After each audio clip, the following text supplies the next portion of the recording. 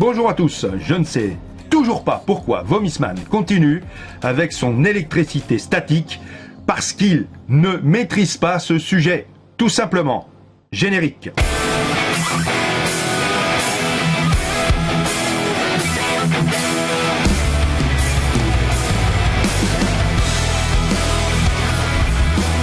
Vomisman raconte n'importe quoi.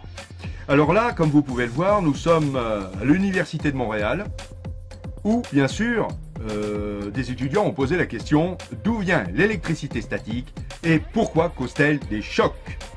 Alors, nous allons voir cela ensemble. Petite intro, bien sûr. Voilà, qu'on se mette bien au bon endroit.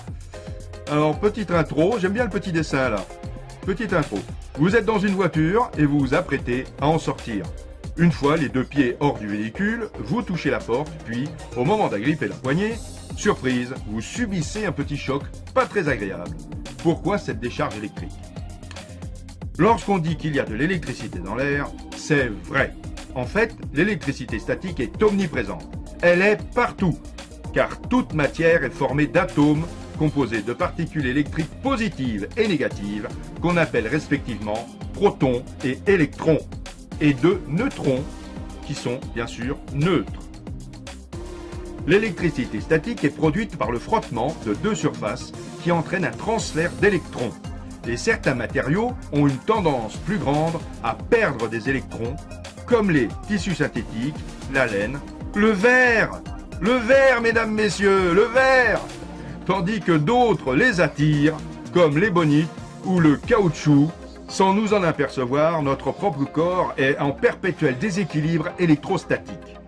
En fonction des éléments avec lesquels nous entrons en contact, nous perdons ou gagnons des dizaines, voire des centaines d'électrons à chaque instant. Explique Andrea Bianchi, professeur au département de physique de l'Université de Montréal. Alors, quand même, petite parenthèse quand même, Vomisman disait pas qu'il travaille le verre parce que le verre est totalement absent de cette électricité statique. Complètement faux. Là, vous avez bien entendu de ce qui a été dit. Il y en a partout. Continuons donc. Revenons à l'exemple de l'automobile. En déplaçant vos fesses sur le siège de la voiture, vous créez un frottement qui libère votre corps d'une certaine quantité d'électrons. Ces particules négatives transitent alors par le siège vers l'extérieur du véhicule tout en y demeurant accrochés. Pourquoi vers l'extérieur? Parce qu'étant tous chargés négativement, les électrons tendent à s'éloigner les uns des autres en raison du phénomène de répulsion. Les charges semblables se repoussent alors que les charges opposées s'attirent. De cette façon, le véhicule se trouve en surcharge d'électrons pendant que vous êtes en surcharge d'ions positifs, des protons. Arrivé à destination, vous touchez la poignée qui devient un vecteur de transfert du surplus d'électrons. Et durant un court laps de temps, l'électricité n'est plus statique. La petite décharge électrique qui s'ensuit correspond au passage des électrons en provenance de l'auto vers votre corps chargé positivement. Ce petit choc correspond à une décharge de 20 à 30 kV, ce qui représente une quantité d'énergie plutôt faible. En hiver, les chocs sont plus nombreux et plus puissants. Pourquoi? Parce qu'en hiver, l'air est plus sec, ce qui ralentit le transfert des électrons, poursuit M. Bianchi.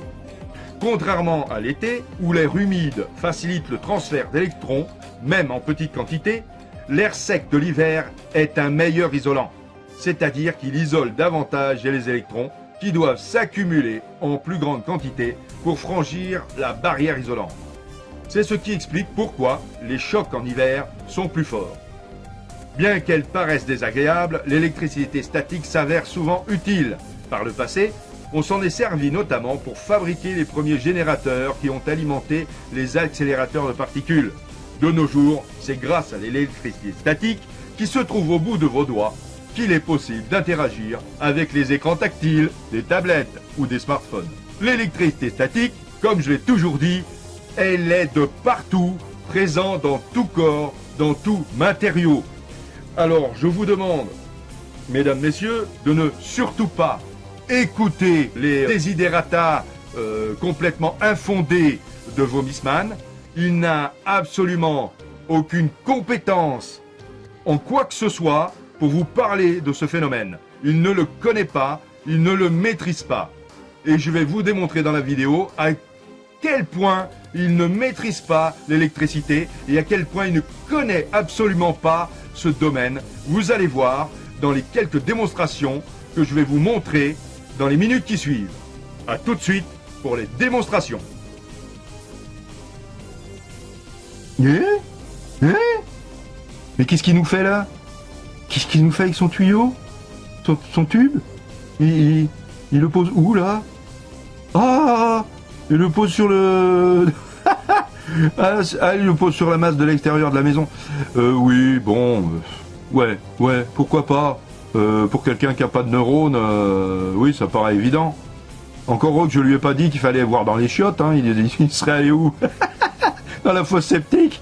Mais qu'est-ce qu'il est teubé ce mec, mais c'est pas possible. Non, écoute-moi bien. En plus, tu sais, ce fil torsadé, il est en cuivre. Il est là depuis 30 ou 40 ans. Il est recouvert d'une pellicule qu'on appelle verre de gris. Ça permet au fil de rester impeccable.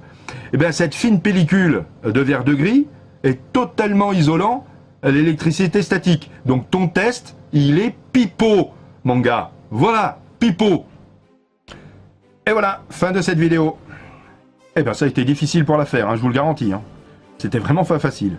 Et encore plus difficile de faire la fin de cette vidéo. Donc, qu'est-ce que l'on doit retenir? Conclusion principale de cette vidéo, c'est que tous les matériaux, sans exception, sont concernés par l'électricité statique. Tous, sans exception. Aucun matériau n'y échappe, et aucun être humain non plus. Voilà. Donc, quand Vomissman vous dit dans ses vidéos que le verre protège les fourmis de l'électricité statique, c'est faux. Voilà. Et puis, si vous faites des recherches un petit peu plus approfondies sur l'électricité statique, vous verrez que de coupler des tubes en verre avec du caoutchouc au bout comme joint, plus une aire de chasse en plastique, c'est alors une bombe atomique pour les fourmis. C'est catastrophique. Il n'y a pas plus désastreux comme solution. Parce que ce sont des matériaux qui sont opposés. Voilà. Ça, encore une fois, pourquoi avoir choisi ce genre de matériaux de la part de Vomissman? Parce qu'il est tout simplement incompétent. Parce qu'il n'a aucune connaissance de l'électricité statique, il ne sait pas de quoi il parle, et il ne sait pas ce qu'il fait. Voilà. Donc je le répète, Vomissman égale 2 ans dans la fourmi, et 2 ans de nullité. Choisissez mieux vos partenaires pour vos fourmis. Ciao, à bientôt pour de nouvelles aventures.